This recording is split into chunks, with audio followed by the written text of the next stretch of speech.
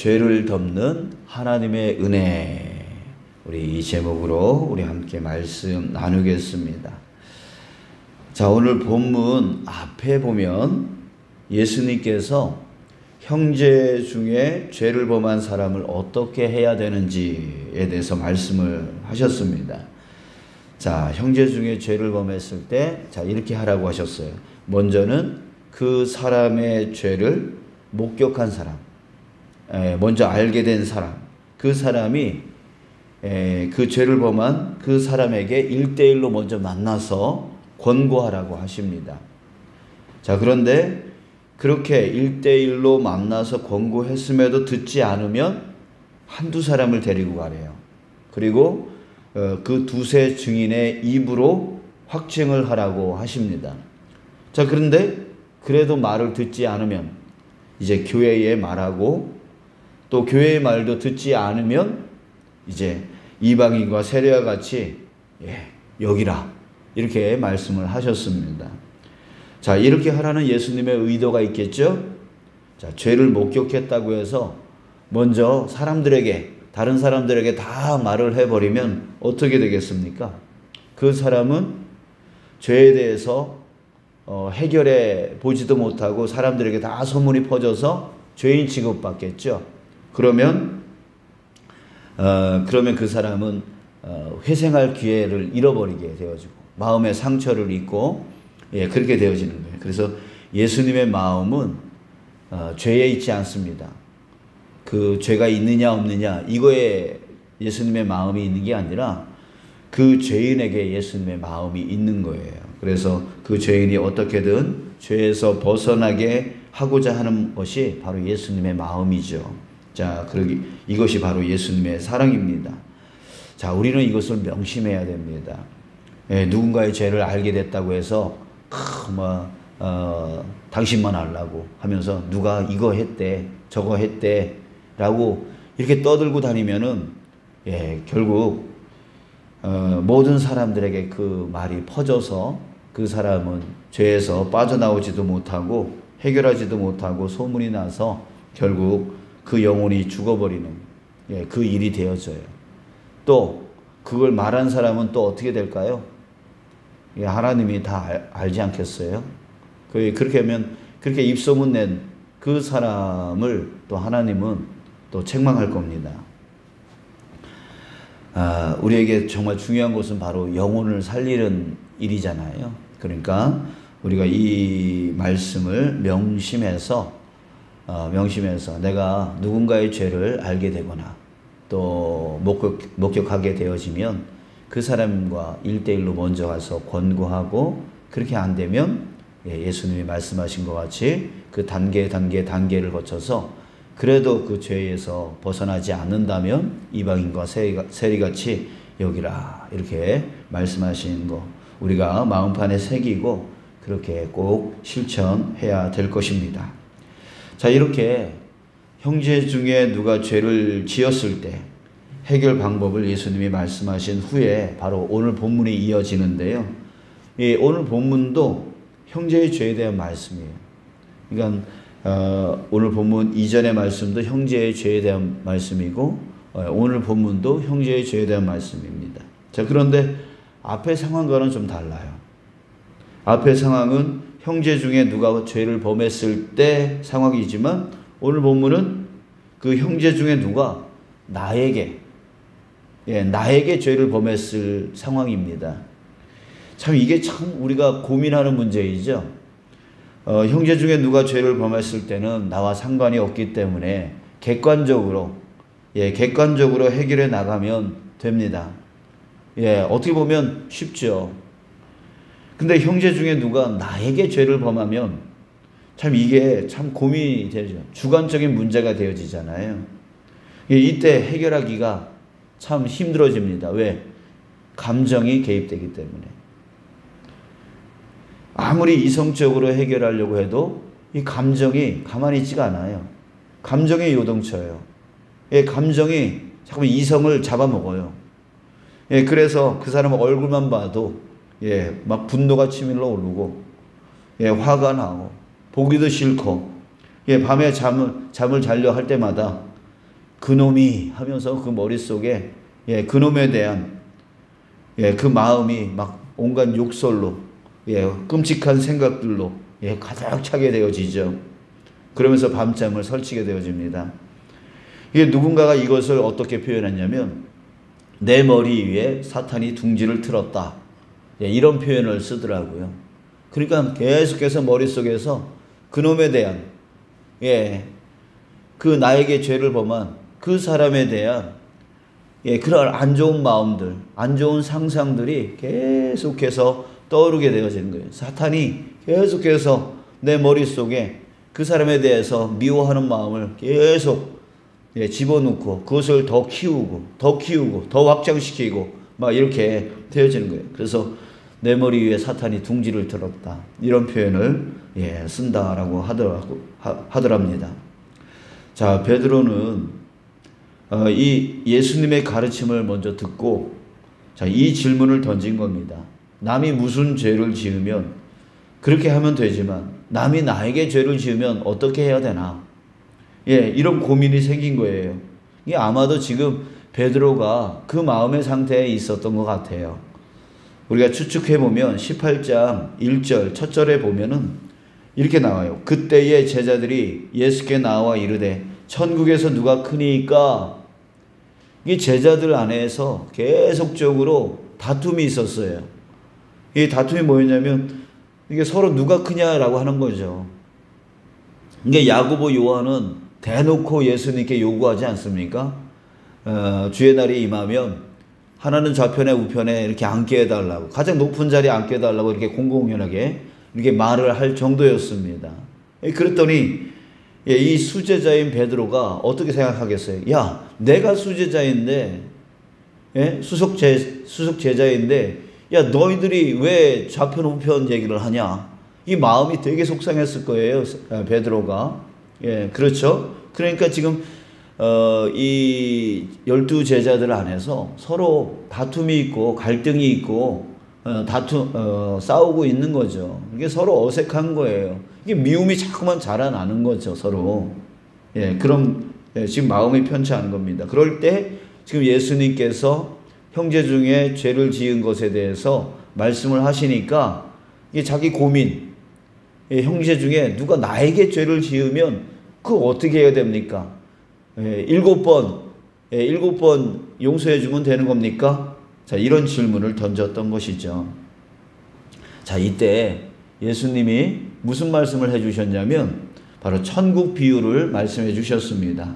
우리가 잘 알고 있는 내용인데요. 천국은 종들과 결산하는 어떤 임금과 같대요. 그 임금이 10,000달란트 빚진 자를 불러다가 갚으라 하니까 도저히 못 갚는 거죠. 그래서 너무 불쌍한 거예요. 용서해달라고, 갚겠다고 그렇게 말을 합니다. 근데 그 모습이 너무나 불쌍했던 거예요. 그래서 그 10,000달란트를 탕감해 줬다는 거죠.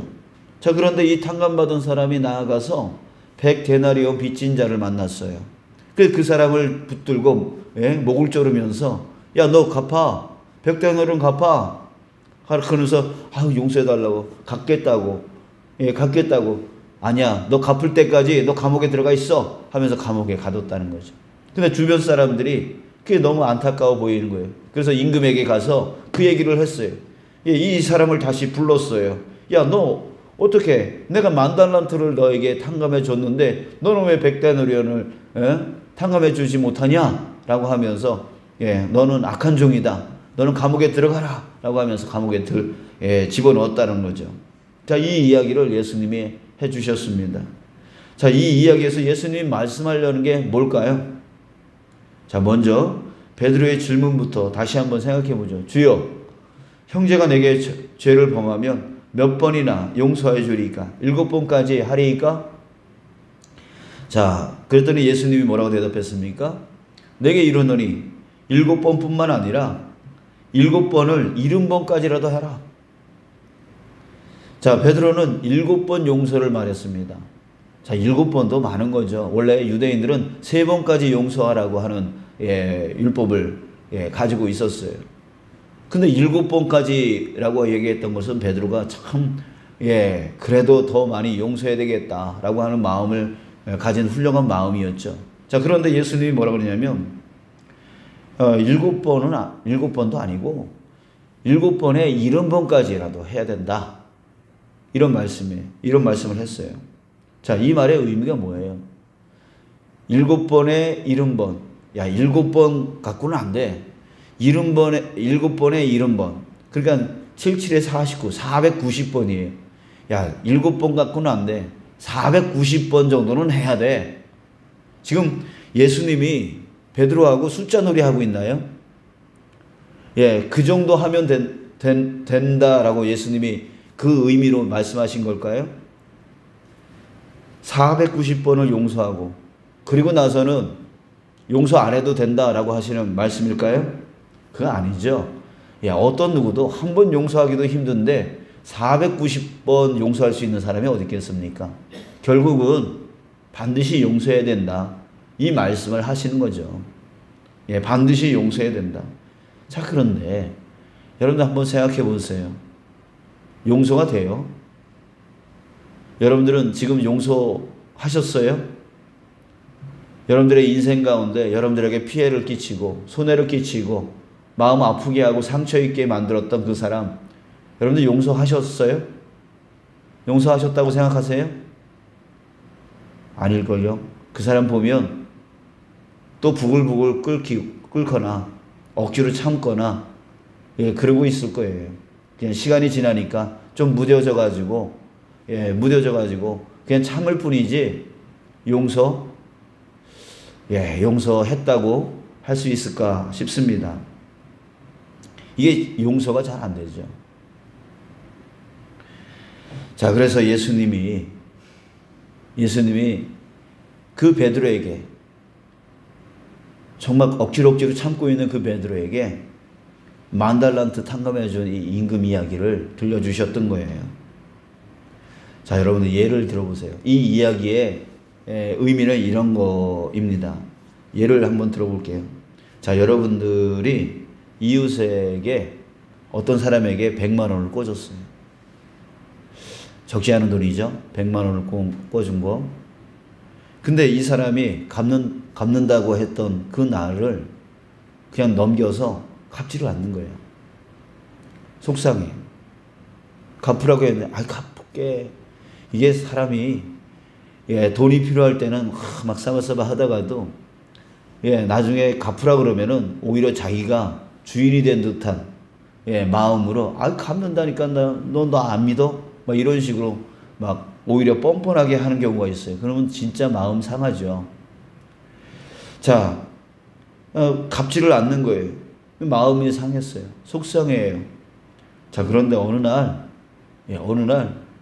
정말 일확천금을 얻게 되어진 거예요. 그것도 1조. 여러분들 1조 상상이 돼요? 1조 원을 이제 가지게 되어진 거예요. 자, 여러분, 그러면 생각해 보세요. 1조 원을 내가 갖게 되어졌을 때, 여러분 100만 원 빌려준 거 생각날까요? 100만 원 받으려고 할까요? 야, 괜찮아. 예, 안 갚아도 돼. 그러지 않을까요? 저는 그럴 것 같은데. 그죠? 1조 원을 갖고 있는 사람이 그 100만 원 갖고 째째하게, 예? 100만 원 갖고 째째하게, 야, 너 100만 원 갚아! 이렇게 할 것 같지는 않아요. 정말 그렇게 한다면 진짜 째째한 사람이죠. 자, 여러분, 오늘 1만 달란트 이 이야기는 바로 그거예요. 여러분들 1만 달란트를 지금 돈으로 환산하면 얼마인 줄 아세요? 27조입니다. 27조. 예, 27조. 그것을 지금 탕감받았다는 거예요. 그런데 지금 이 사람은 100데나리온, 자기는 27조 원의 빚을 탕감받았는데, 그 큰 은혜를 받았는데 나아가서 100데나리온 갚으라고 그리고 멱살 잡고 있는 거예요. 얼마나 쪼잔한 사람이에요. 얼마나 째째한 사람이에요. 참, 그 정도 큰 은혜를 받았으면 정말 이 백단원은 아무것도 아닐 텐데. 그렇잖아요? 여러분. 자, 용서 안 되죠. 아무리 하려고 해도 잘 안 돼요. 이 감정의 문제를 어떻게 삭힐 수가 없어요. 그때 그 방법은 무엇이냐면 바로 그 하나님이 나에게 얼마나 큰 은혜를 주셨는가, 어떤 은혜를 주셨고 얼마나 큰 은혜를 주셨는가, 그것을 깨닫는 자가 결국 용서할 수 있다라고 주님이 이 비유를 통해서 우리에게 말씀해 주고 있는 것입니다. 여러분 생각해 보십시오.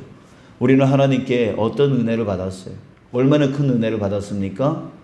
바로 그 아들의 생명, 그 아들의 생명의 핏값을 우리가 받았습니다. 여러분 그 아들의 핏값을 우리가 환산한다면 얼마일까요? 값으로 표현할 수 없는 거죠. 값으로 표현할 수 없는 거예요. 여기에 1만 달란트, 지금으로 말하면 27조 원. 그렇게 우리는 자꾸만 환산해서 그 값어치를 따지려고 하지만 정말 우리 자신은 그 아들의 핏값을 받은 사람들이에요.